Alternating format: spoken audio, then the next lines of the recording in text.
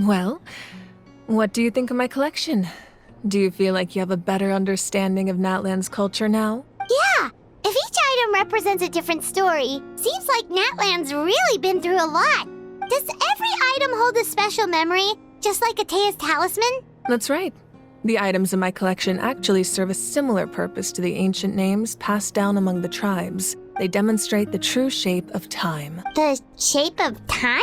Most people perceive time as a linear concept, almost like a straight line that can only move forward.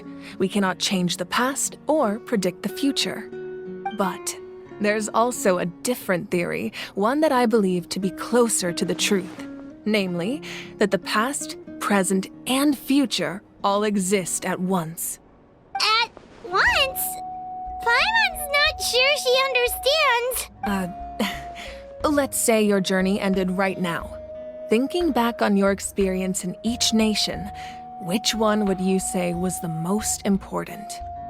Exactly. Even at the end of your journey, the things you experienced along the way don't cease to exist. They become part of who you are. Take out a portion of that journey, and you would likely make very different decisions, and eventually arrive at a very different destination. The future is the same way. It exists even though it has yet to come to pass. We just lack the means to perceive it. Of course, there are those with the power to foresee the future. They simply call it by a different name. Fate. You're quite familiar with that concept, I would imagine. That does kinda make sense. The future hasn't happened, but already exists. Humanity excels at living in the present, but too often we forget the past and neglect the future. While the pilgrimage and the Night Warden Wars lead us to a better future. Only by uniting the people of Natlan across countless eras can we fight back against an enemy as formidable as the Abyss. To come up with such a set of rules, the first Pyro Archon must have possessed a level of insight I can only imagine. That's correct. At first, he was a mortal man with no special power.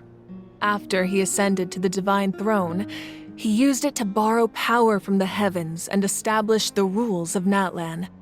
Namely, a framework through which ordinary people can ascend to Archonhood. By holding the pilgrimage, we're able to determine the strongest among us. And when that person ascends to the Divine Throne, their inner flame will awaken. In addition, the sacred flame will grant them significant knowledge and memory of this land. After all, that's how I came to know everything I just told you.